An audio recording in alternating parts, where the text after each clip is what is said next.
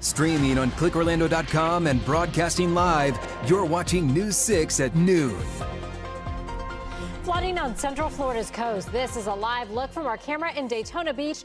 A flash flood warning is in effect for parts of Volusia County. We're staying on top of what you can expect heading into our weekend. Today has been designated a weather alert day, so let's get right to Chief Meteorologist Candace Campos. And Candace, that rain started during the overnight hours and has been coming down in some spots. It really has. Unfortunately, we started seeing some of the heaviest of the rain moving in just in time for the high tides as well, because we've been talking about it all morning long, that it wasn't just going to be a rain flooding event, but also possibility of some of the salt water intruding into parts of the beach and, of course, nearby roads and neighborhoods, right? So we're at 74 degrees right now in Daytona Beach. Our high tide officially was at 11:08 this morning, so you can see that the water will be at their highest levels so far. So let's look here at the radar. At this point in time, everywhere along I-4 has been mostly dry. We're still tracking some heavy downpours now approaching parts of far eastern Orange and Seminole County, but you can see some of the heavier bands still focused along our coastline. Again, we are watching for some of the heavier rain right now through Allenhurst, down through Wilson, Titusville, Indian River City, down through Southmere and Scottsmore. Those heavy downpours, again, blinding sheets of rain at times. And then once again, another round moving over Rockledge, areas of Cocoa, Cape Canaveral, also seeing some heavy rain. But earlier today, we did have a flash flood warning in effect for some parts of Volusia County. Notice within the last 6 hours, racked up almost 4.5 inches of rain in around areas near Edgewater. We have crews out there checking to see of any flooding concerns that is currently happening. But kind of widening out the view, you can see that the bulk of the rain still staying east of the area. All of our western zones continue to stay mostly dry. But again, we are talking about some heavy rain over the next couple hours. We'll have more on that, including a very nice looking weekend ahead coming up in just a few minutes. Candace, thank you. And we have team coverage of our flooding concerns along our coast. People living in Brevard County are dealing with higher than normal king tides. But first, we start in Volusia County, where heavy rain is causing problems there. Your Volusia County community correspondent Angie Casada has a look at those conditions. Yeah, guys, even if you take a look behind me, conditions have been pretty rough, causing a lot of saturation here on the road, a lot of standing water. And residents tell me that they're bracing for another round of high water as heavy rain, king tides, and strong onshore winds combine to create rough conditions through the weekend. Take a look at these photos sent in by a local who lives right here along the Halifax Show. It's showing how high that water got earlier this week. Yards, driveways, even mailboxes partially submerged after days of rain. Volusia County is now under a coastal flood warning through Sunday morning, and officials say high tides could run 2 to 3 feet above normal, enough to push salt water back into low-lying neighborhoods and canals. Then on top of that, stronger winds are expected to whip up rough surf and worsen erosion along the coast. And take a look at this video. It shows one driver moving cones and driving straight through a closed road. County leaders say that's exactly what they don't want people doing, and warning that even a few inches of water can be dangerous. With the moon, sun, and earth now in alignment, these king tides could make flooding worse in areas that have already been underwater for weeks. Again, county leaders say that they'll be monitoring conditions closely throughout the weekend, urging drivers to just turn around, and even if it looks passable, just please be cautious. Reporting in Daytona Beach, I'm your Volusia County community correspondent Angie Casada, News 6. And people living along the Space Coast are also dealing with flooding, although the reason behind it is a little different. News 6's Mark Lehman continues our Weather Alert Day coverage from Brevard County, where king tides are causing issues along the coast. Here in Brevard County, the recent conditions have led to worries about flooding all along the Space Coast. In this community, for instance, the wind and tide has pushed water into the street. It's a foot deep in some spots. Other communities, meanwhile, are having problems because of the amount of rain that's fallen in the last 24 hours. It was a downpour this morning in Cape Canaveral Mobile Estates. The heavy rain coming hours after much of the low-lying neighborhood took on water last night. Both roads were totally flooded. Going back into the homes over on this side, the water was just pouring in from all directions. Bill Skinner is the property manager and says they were only able to push the water out after repairing a pump overnight. I mean, that's your lifeline here, right? Yeah. Without that, last night there would have been a lot more damage with houses. I mean, if it comes out much more, then, there's going to be more problems. Over near Titusville, the Oak Point retirement community has also been dealing with flooding. A combination of winds and tides caused the Indian River to overflow and spill into the neighborhood. What we've had for the last several days is, as bad as it's been without there being a hurricane coming. All of this is happening as Brevard County is under a coastal flood warning, and as conditions are expected to persist for the next couple days, those back in Cape Canaveral are waiting on the city for a long-term solution. They put in for the funds for a pump for the canal, and they're supposed to hear back this month, so we're praying. In Brevard County, Mark Lehman, News 6. And you can stay up to date with the latest alerts and forecasts where you live by downloading our News 6 weather app. The best part, it is free. All you have to do is search WKMG in your app store. The man involved in the stabbing death of a 6-year-old boy in Kentucky will remain behind bars. Ronald Exantis was picked up by Marion County Sheriff's deputies on Thursday. This is body cam video of Exantis' arrest. News 6 just received this minutes ago from the Marion County Sheriff's Office. Exantis appeared in court today, and we're learning that he will be held on no bond. As News 6's Stephanie Rodriguez reports, Exantis now faces extradition after his case drew nationwide attention.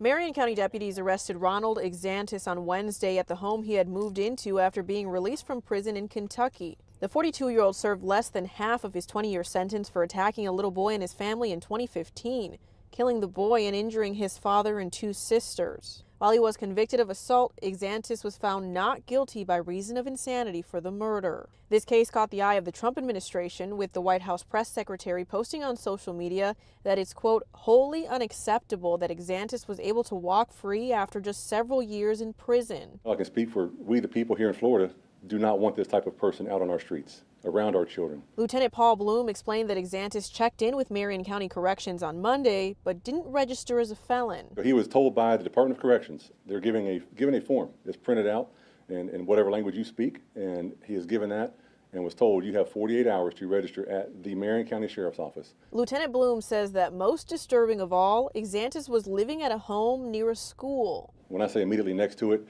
there is a fence between his house and the elementary school, and that was it. So for us, it was a priority. According to Bloom, Exantis was living with family in the home, and while deputies had no reason to believe he was planning anything, he broke the law by failing to register, and now they want to see him extradited to Kentucky. Our hope is that this person is back behind bars, stays behind bars, and that in the end, common sense rules out, the will of the people rules out, and he does not get to see the light of day, not in this state and even in Kentucky. Failing to register as a felon here in Florida is a misdemeanor offense, but Lieutenant Bloom said it's also likely a parole violation, which could send Exantis back to prison. In Marion County, Stephanie Rodriguez, News 6. The Marion County Sheriff's Office also says that Exantis lived nearby to schools, Sunrise Elementary and Horizon Academy. Marion County Public Schools responded on social media yesterday, saying in part, quote, we continue working with the Marion County Sheriff's Office to protect and keep our schools safe. As concerning as this arrest is, this remains a law enforcement matter. The district also said it would have officers on campuses today to reassure safety as a top priority. New at noon, a man wanted out of North Carolina for child sex offenses is now in custody in Flagler County. The Flagler County Sheriff's Office says they arrested 50-year-old Louis Sosa near his home on Linton Place in Palm Coast. That's just west of I-95 and north of Matanzas Woods Parkway. Sosa is facing multiple charges, including 2 counts of human trafficking of a child. The Flagler County Sheriff's Office says the Iredell County Sheriff's Office in North Carolina reached out to them, saying they believe Sosa was living in Flagler County. He's being held on no bond and will be extradited to North Carolina.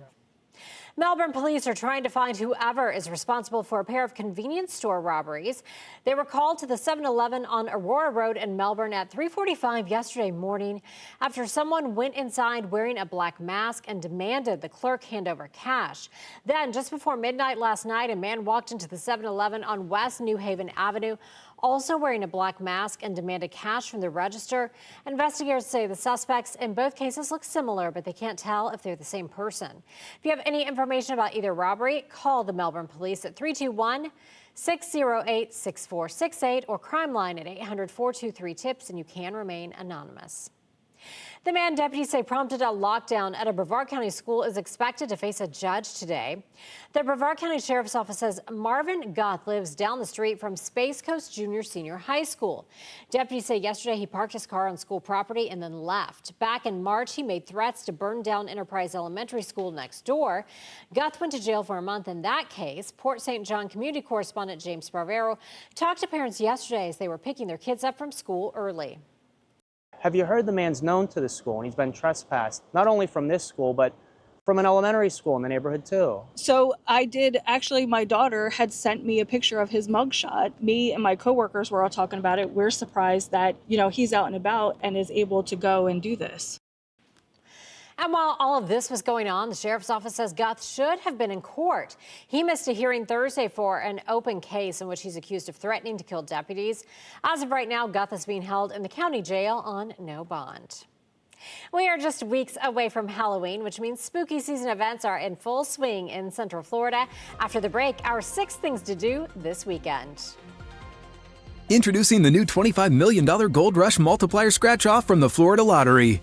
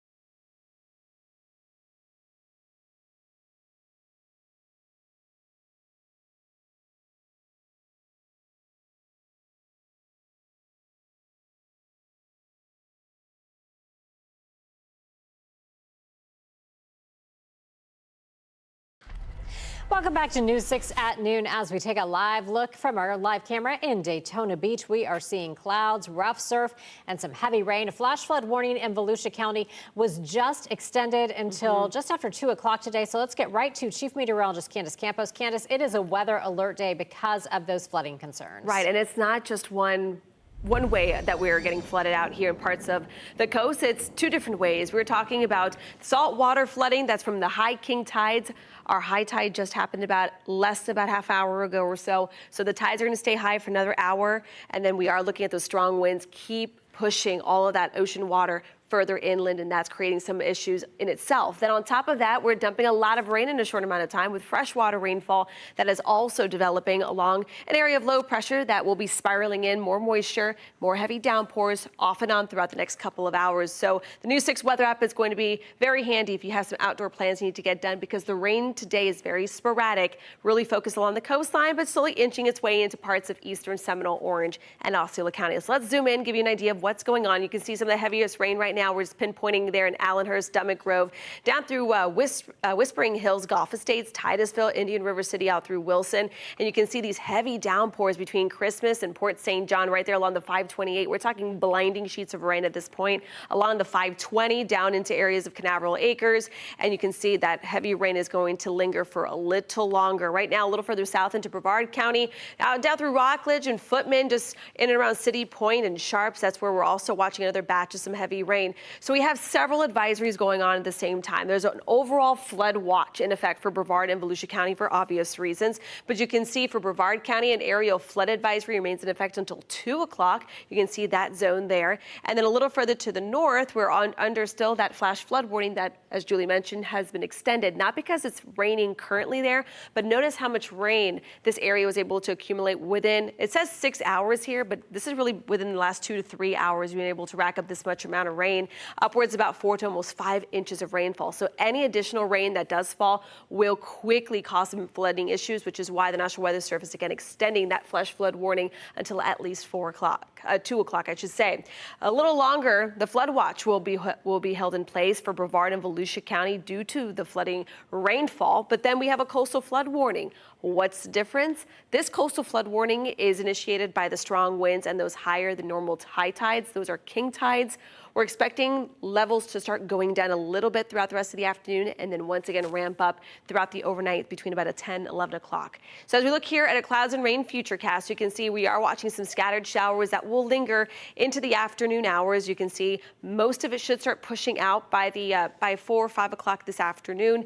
There will be the chance for a little bit of residual thunderstorms and heavy downpours, as you can see that little spin going on with that area of low pressure. But as it pulls away, Saturday is going to continue to look mostly dry with even more comfortable air by Sunday. But now let's check on that hour-by-hour forecast for today.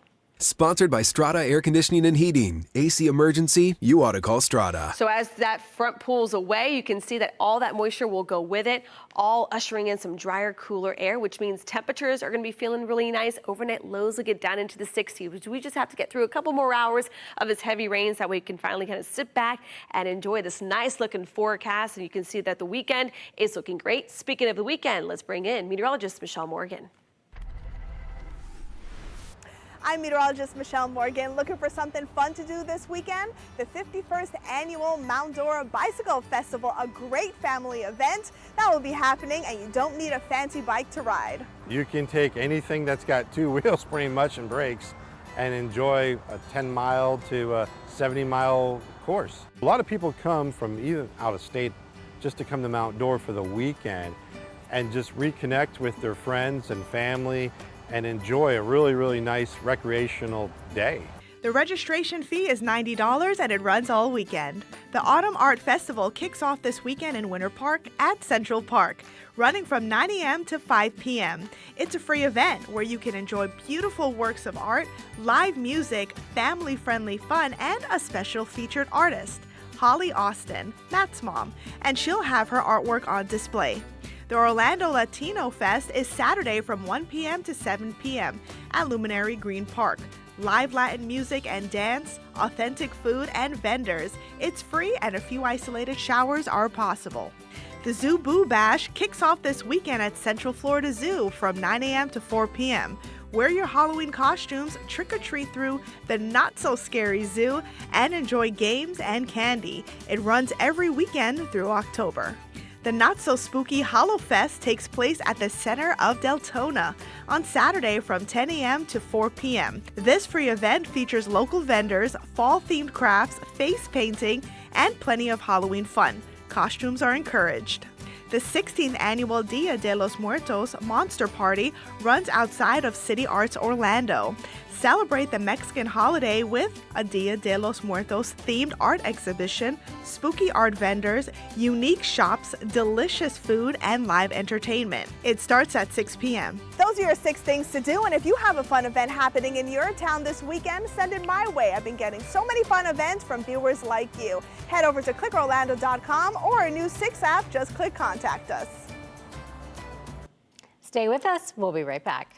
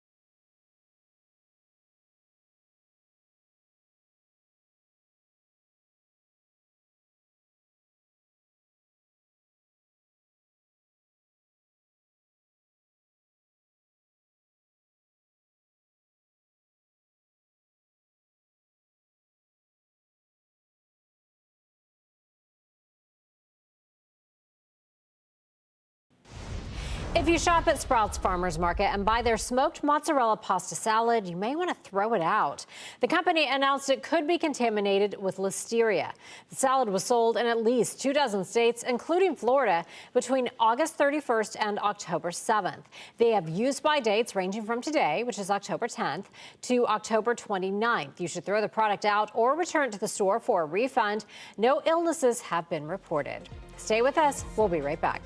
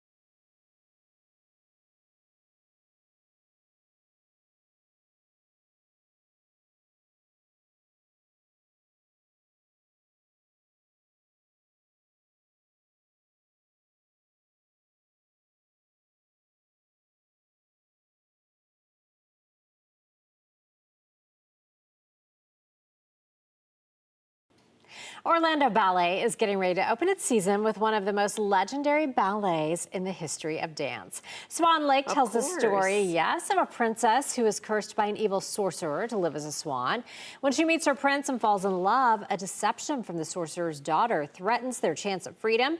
During the performance, the leading ballerina has to embody both the white swan and the black swan. News 6 producer Brooke Savage spoke to Orlando Ballet's artistic director, Jordan Morris. He shared what to expect. So we've got live music, we've got live dance.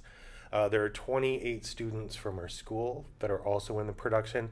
It's a cast of over 80.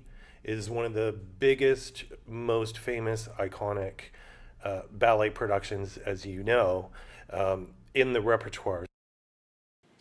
The show runs next week, October 16th through the 19th at the Dr. Phillips Center in downtown Orlando. We posted ticket information in this story on clickorlando.com/settingthestage. Love a good ballet, and then the Nutcracker will be here before we know it. Can't wait. All right, let's talk about the weather forecast. You can see a steady flow of rain rolling in. Only really focus along the coastline. We talked about that happening throughout the morning show here. Heavy downpours, flood watch is still in effect, but don't forget that weather is really going to turn real nice as we head into the rest of the weekend. It'll be so nice. Candace, thank you.